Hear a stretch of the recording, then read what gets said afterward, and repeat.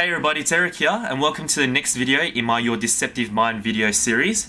Now it's been quite a few weeks since I made my last video. I've just been really busy doing various things and I have my wedding coming up in the next month.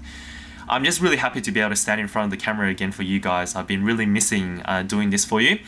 Now today I want to speak about long-term memory and in particular flashbulb memories.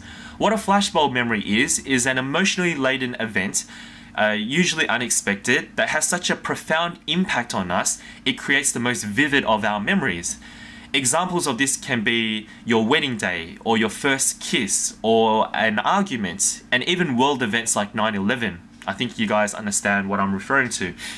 Now, there's a common misconception regarding how memory actually works. A lot of people believe that long-term memory is like a passive tape recorder, where we perceive a certain experience, record it and store it in a certain area of our brain, and then every time we want to remember that memory, we just hit the play button and it spits it back out into the forefront of our consciousness. However, our memory is actually more like constructing Lego blocks with the experience represented by a Lego model.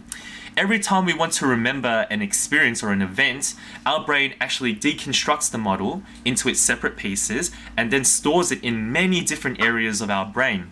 Then when we want to remember that particular memory, our brain pulls out all the different pieces and assembles it, reconstructs it every single time.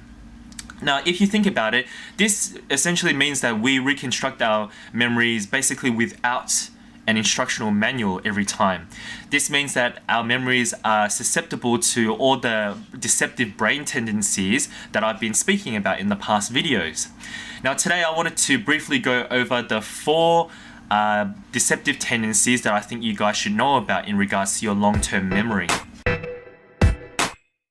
The first one I wanted to speak to you guys about is source amnesia and truth bias error.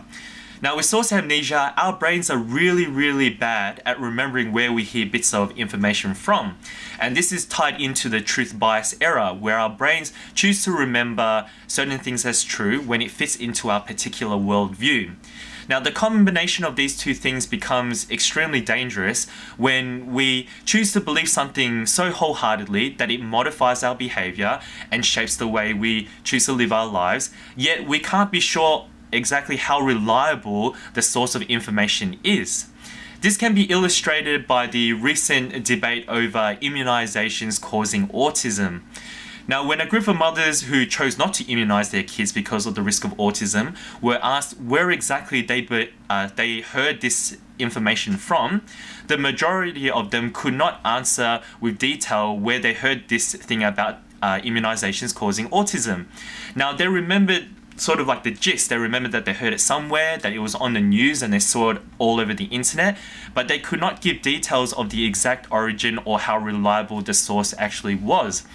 Now, as you can tell, this is extremely harmful when they choose to wholeheartedly believe this and start spreading it amongst the community, even though the research has shown that there is no connection between immunizations and autism.